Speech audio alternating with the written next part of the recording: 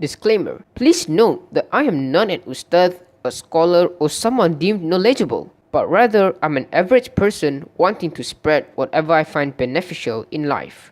Thank you.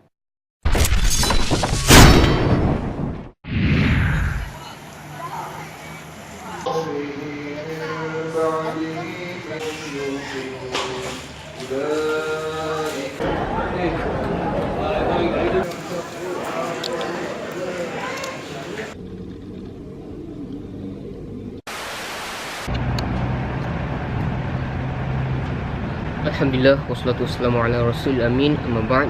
Assalamualaikum warahmatullahi wabarakatuh. Alhamdulillah, I thank Allah subhanahu wa ta'ala that I'm alive, of course. Otherwise I would not be here to make this video.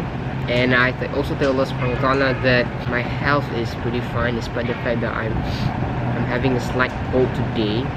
Regardless, for today's video I will be talking about I'll just basically be debriefing of a recent talk that I listened to, in which the speaker was Dr. Roslan, and for the Malays watching this video, you should know him well. And he came to the surah and he gave a talk, and in the Maghrib, he mainly talked about a dua from a hadith basically. So it's very interesting. So the hadith that he used was from a hadith which was collected by Bukhari and was narrated by Sa'ad ibn Abi Waqqas. In the hadith, Rasulullah ﷺ, he used to seek Allah's protection after prayers in these following words: Allahumma inni a'udhu bika min al-jubni wal-bukhl, wa a'udhu bika an uradda ila awdhan al-umr, wa a'udhu bika min fitnati dunya, wa a'udhu bika min fitnati al-qabr. Let's go through each and every single line. So the first line, Allahumma inni a'udhu bika min al-jubni wal-bukhl. Oh Allah, I seek refuge with you from al-jubn, from cowardice, and al-bukhl, and miserliness, stinginess. When we talk about al-jubn, when we talk about cowardice, I listened to his talk and he referred to a scholar who wrote the book called La Tahzan, and his name is Dr. Aid bin Abdullah Al-Qami, that we should ask Allah subhanahu wa ta'ala for the protection against cowardice because of two reasons. Number one is the fear that we are most afraid of is of the barzakh world.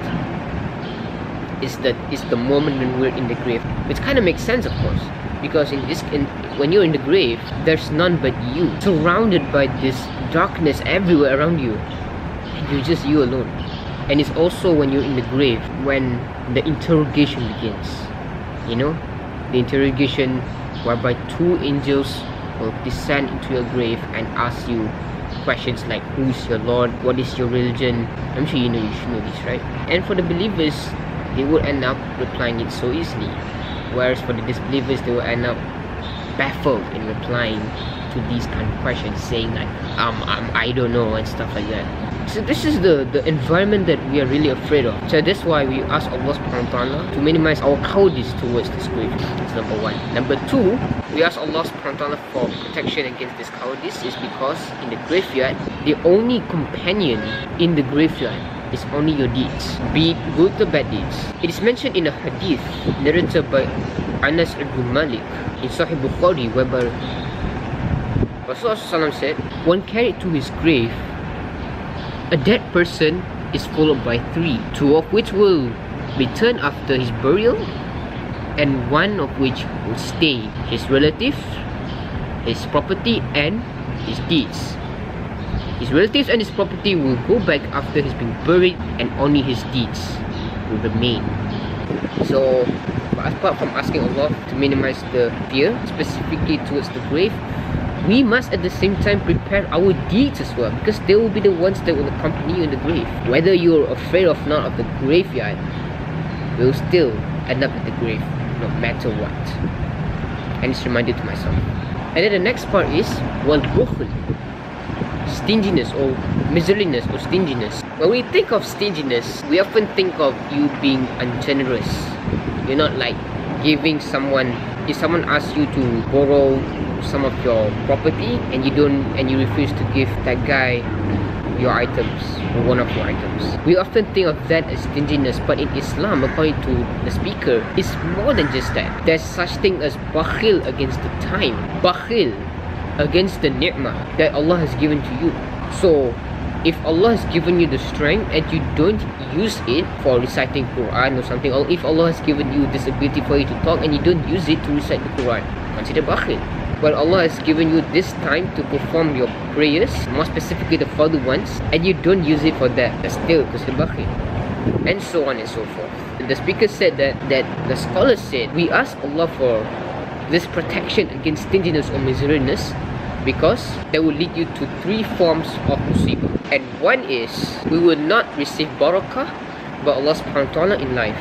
The risk that we get, the provisions that we attain, they will not be blessed by Allah subhanahu wa ta'ala, and so on and so forth. And number 2, according to him, the scholar said that number 2, you will not receive, or you may receive continuous trials. So in our life, in some parts of our life maybe, we may end up living miserably, tak tenang, right? We may experience a time whereby we may often feel depressed.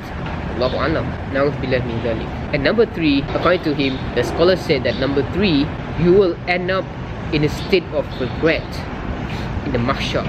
And in this particular point, it can be related to a few verses from Surah Taha, when Allah describes these people who are often in a state of miserliness in the mahshar as blind.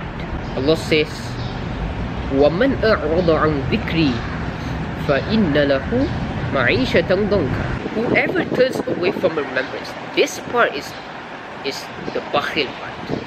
You know, Allah gives you the money, you don't use it for something beneficial, like sadaqah and stuff like that. فَإِنَّ لَهُ مَعِيشَةً ضَنْكًا, and he'll be in a depressed life. وَنَحْشُرُهُ يَوْمَ الْقِيَامَةِ أَعْمَى, and we shall gather him in the day of judgment blind. A'ma means blind.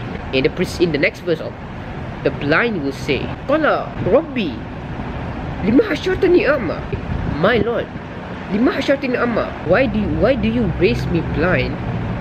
Wa qad kuntu basira, while I was once not blind, while I was once be able to see things. Next verse, Allah says, Qala kadhalika atatka ayatuna fanasitaha, our signs did come to you, fanasitaha, and you forget them. Wakadhalikal yawma tunsa, and thus you this day be forgotten. Moving on to the next line, the dua continues, wa a'udhu bika an uradda ila awdhal umr, and I seek refuge with you from being sent back to a feeble age. Na'udhu min dhalik. It's very normal that as we age, our physical strength weakens, and our mental strength as well weaken up as well. But that can be a bad idea, honestly, because like, what if you've already memorized the Quran, like you've memorized the Quran in a young age, and when you've already reached an age of around 70s or 80s or something, you end up forgetting it because of your mental strength being weak. Or maybe you've had this knowledge of Salah, so when you've already aged up, you've already got no idea how to pray or something like that. But in this dua, we ask Allah subhanahu wa ta'ala so that regardless of the age, our mental strength is still good and clear.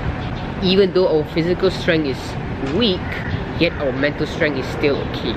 And then the dua continues, wa a'udhu bika min fitnatid dunya, and I seek refuge with you from the fitnatud dunya, from the world trials. We just honestly want to avoid this, especially in this modern life today. We can't help it, but it's everywhere. This kind of fitnah is everywhere. Fitnah dunya can be, you name it, you know, the fitnah of, in terms of the properties that you attain, you know, the exotic cars that you see around you, the luxurious houses. It's literally everywhere nowadays. And there's no doubt that the verse in Surah Al-Kahfi is so true, in which Allah says, Inna ja'alna ma'ala al-ardi zinatan laha linabluwahum ayyuhum ahsanu amala. In order to test to see which one of you is the best in the deeds that you've done, Inna ja'alna ma'ala al-ardi zinatan laha, we have made whatever is in earth, ma'ala al-ardi, whatever is on earth, a zina, that is decoration, which is basically something beautiful and something that we often like.